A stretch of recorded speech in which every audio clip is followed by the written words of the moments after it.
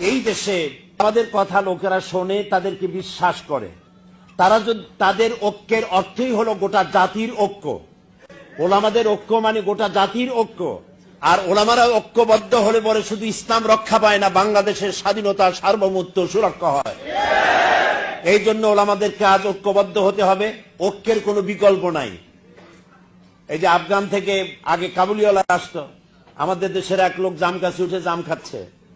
এখন এর নিচে বসে সে জিজ্ঞেস করছে, তুম সব क्या खाया करते हो? तो बोला हम सब जाम खाया करते हैं। हम खा सकते हैं, क्यों नहीं, आइए और खाइए। সে গাছের উপর উঠলো, বললো কোনটা কোনটা খাবো? বললো যে কালোগুলো খাও, কালোগুলো পাকা, এগুলো খাও। তো কালোগুলো খেতে গিয়ে কালোর উপর ভোমরা পড়ছিল একটা, ভোমর তো চেনেন, ওই সুদ্ধা ধরছে সে। কাবলির হাত তো আঙ্গুল মোটা টোটা, সে ওইটার শুদ্ধ ধরছে। তো ভোমরা তো হাতের মধ্যে পড়ে ভোঁ ভাঁ করতেছে। কাবলি বলতেছে, ভোঁ কারো ভাঁ করো, छोड़ेगा नहीं, काले काले जितने पाएंगे सब खा छोड़ेंगे।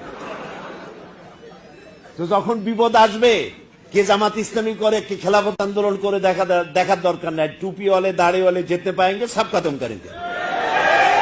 সেই জন্য আজকে বাঁচার সময় যারা বলে যে ইসলাম সাম্প্রদায়িক, তারা মারাত্মক ভুল করছে। ইসলাম সাম্প্রদায়িক নয়। কোরআন শুধু মুসলমানদের কিতাব নয়, আল্লাহ শুধু মুসলমানদের জন্য নয়, রসুল শুধু মুসলমানদের জন্য নয়। রসুল রহমতুল্লিল আলামিন, আল্লাহ রব্বুল আলামিন, আর ইসলাম হচ্ছে সার্বজনীন। কোরআনের এই কথাগুলি আপনারা ময়দানে ছড়িয়ে পড়েন।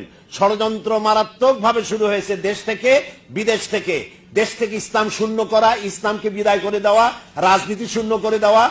রাজনীতি শূন্য করে দিয়ে দেশকে পরিচালনা করবেন আপনারা কিভাবে করবেন? ব্যাংকের কেরানি ছিলেন, দেশ চালাবেন কেমনে? আমারে যদি গাড়ি চালাতে বলেন, আমারে যদি গাড়ির ড্রাইভার বানায় দেন, আমাকে যদি গাড়ির ড্রাইভার বানায় দেন, আমি তো গাড়ি নিয়ে খালে পড়বো, বুড়িগঙ্গায় পড়বো। আমি তো এটা চালাইতে জানি না।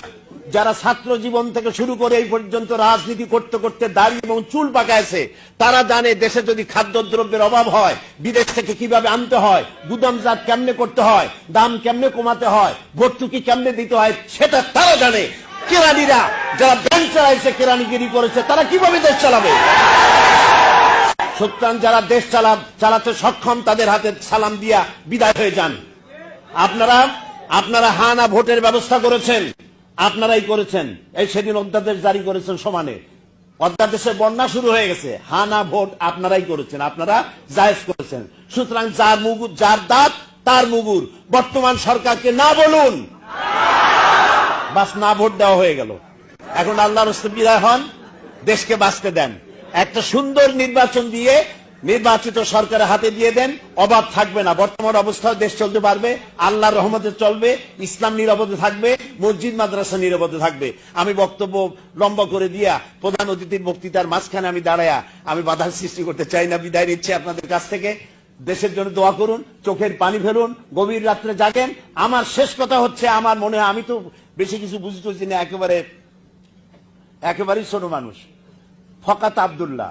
আমি যা মনে করি, আমার মনে হয় বাংলাদেশ একটা ব্ল্যাক হোলের মধ্যে পড়ে গিয়েছে, গভীর অন্ধকার কূপের মধ্যে পড়েছে। এর থেকে বাংলাদেশকে যদি উঠাতে হয়, শক্তিশালী একটা ক্রেনের প্রয়োজন। সেই ক্রেনের নাম হচ্ছে আল্লাহ তাআলার রহমত। এবং এই একটা শের বলে শেষ করে দেই, শামা বুঝকে ভি জল सकती है, शमा बुझ के भी जल सकती है, किश्ती तूफान से भी निकल सकती है। मायूस न हो, इरादा ना बदल, तकदीर किसी वक्त भी बदल सकती है। अल्लाह हाफिज। बांग्लादेश जिंदाबाद। अस्सलामु अलैकुम रहमतुल्लाह।